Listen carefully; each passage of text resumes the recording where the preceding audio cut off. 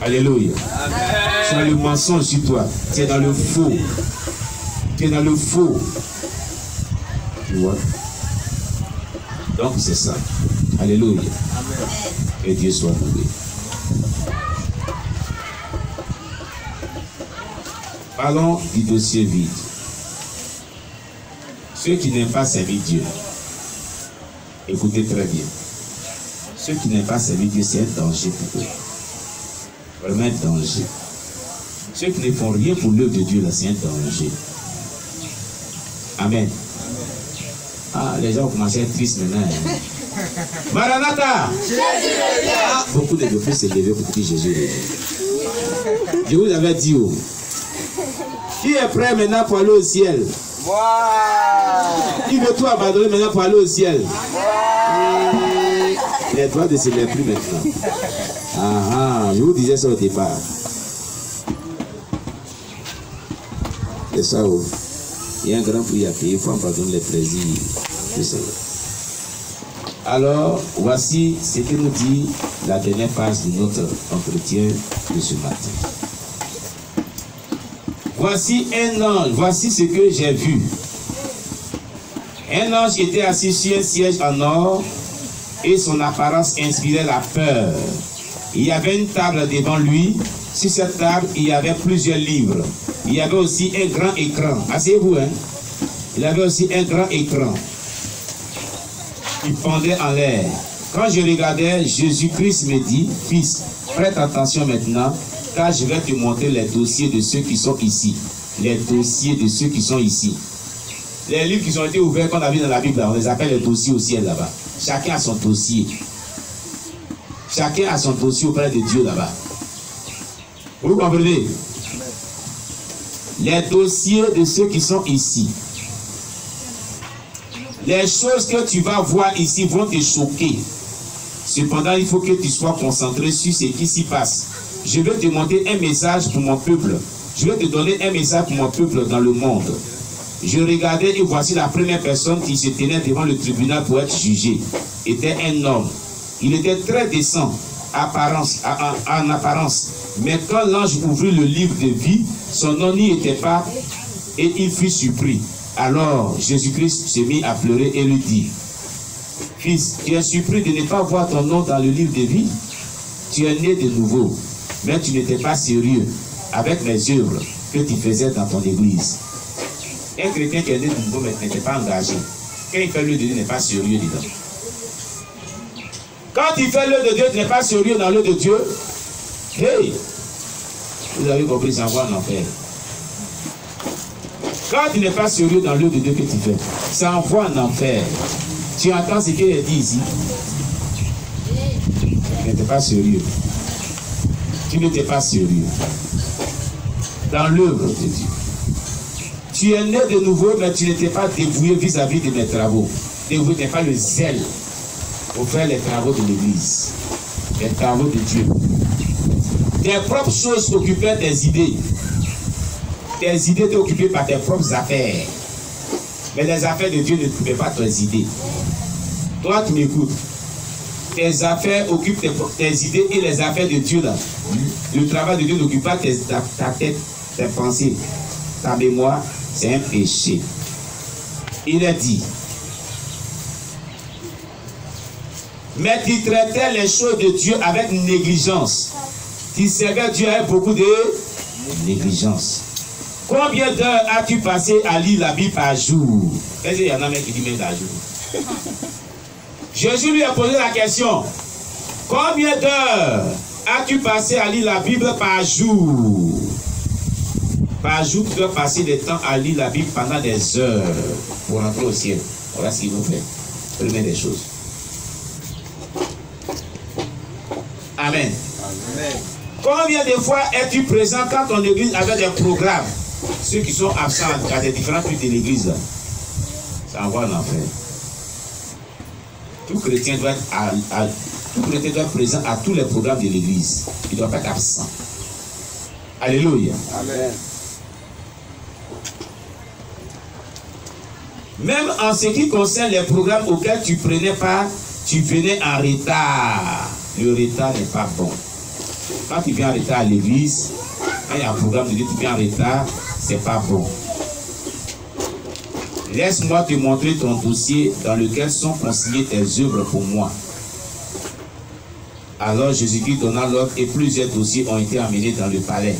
Il prit un, l'ouvrit et tout en pleurant, il dit, fils, s'adressant à l'homme, peux-tu voir que ton dossier de travail est vide?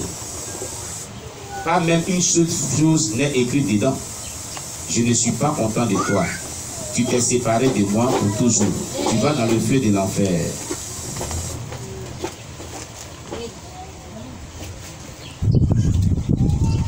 Une voix retentit fortement, dégage.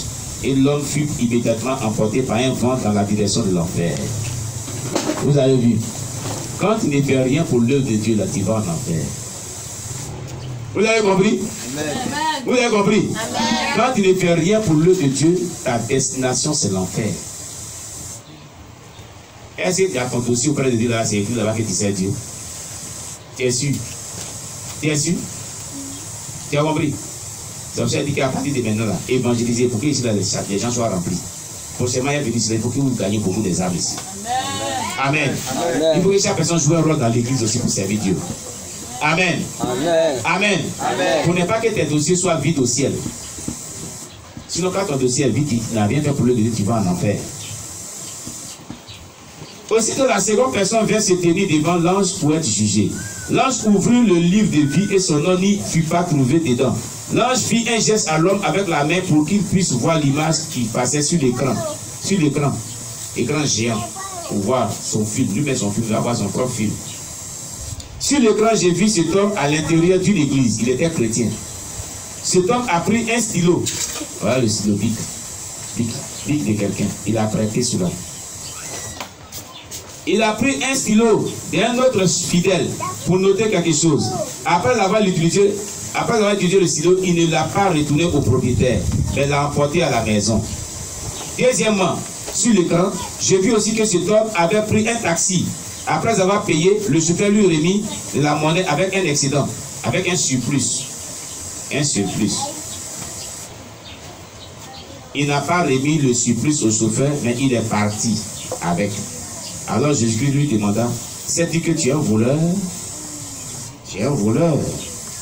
Tu peux voir que tu as volé ce qui appartient aux gens. Maintenant, laisse-moi te montrer ton dossier de travail pour moi. Jésus-Christ prit alors un dossier parmi les tas et l'ouvrit. Le dossier était vide. Rien n'était écrit dans ce dossier. Jésus-Christ, tout en pleurant, lui dit, fils, tu as vu que ton dossier qui témoigne de ton travail pour moi est totalement vide. Tu ne prends pas les enseignements de tes pasteurs au sérieux. Tu ne prends pas les enseignements de tes pasteurs au sérieux. Tu ne prends pas les enseignements de tes pasteurs au sérieux. Comme ce qu'on est en train de dire maintenant là. Tu ne prends pas ça au sérieux, tu vas aller en enfer comme lui. Quand on prêche sur toutes ces choses, tu ne prends pas ça au sérieux, tu vas aller en enfer comme lui. Alléluia. Amen. Alléluia. Amen. Vous voyez. Vous voyez. Gloire à Jésus-Christ. Amen. Tu ne prends pas les enseignements de ton pasteur au sérieux, et tes pasteurs au sérieux. Tu es né de nouveau, mais les incrédules sont mieux que toi en caractère. Tu as aimé défier tes dirigeants en mettant en cause le droit qu'ils avaient, le droit qu'ils ont à te donner des instructions. Tu ne sais pas que tu dois être soumis à tes dirigeants parce que ces derniers vont rendre compte de ton âme. Maintenant que ton entêtement t'a détruit, ton sang retombera sur ta propre tête. Tu iras maintenant dans le feu de l'enfer. Immédiatement, une voix qui retentit comme un tonnerre lui ordonna de dégager et un vent l'apportant dans la direction de l'enfer. Vous avez compris? Quand vous ne prenez pas les enseignements des pasteurs au sérieux, voilà ce qui peut vous arriver. Voilà ce qui peut vous arriver. Alléluia. Amen. Gloire à Jésus-Christ. Amen. Il faut prendre au sérieux les enseignements des pasteurs. Il faut laisser les pasteurs nous conduire, nous diriger, nous orienter, nous donner les instructions. Et faire ce que les pasteurs nous demandent de faire. Ça va nous apporter le salut. Alléluia. Amen. Gloire à Jésus-Christ. Amen. Il y a tellement de personnes Si je vais lire, on ne va pas quitter ici. Amen. Mais je vais poser une question. Aux femmes qui ont porté bout d'oreille là, qui a fait enfant? Qui a fait enfant? Qui a fait enfant? D'accord. Merci. Vous êtes nombreux, c'est bien. Je vais vous poser la question. Pourquoi vous portez les bouts d'oreille? Qui peut me dire aujourd'hui pourquoi il porte bout d'oreille? Pourquoi tu portes bout d'oreille là? Il faut me dire aujourd'hui. Oui? Personne. Quand tu portes ça, tu ne sais pas pourquoi tu portes. Alléluia. Amen. Alléluia. Amen. Tu ne sais pas pourquoi tu portes bout d'oreille là? Dites-moi pourquoi vous portez. Oui, ma fille, il faut dire. Il faut parler. Il ne faut pas avoir honte, il faut parler. Tu as levé ton doigt, non? Elle a honte. D'accord? Donc vous ne savez pas pourquoi vous portez bout d'oreille. Oui, vas-y.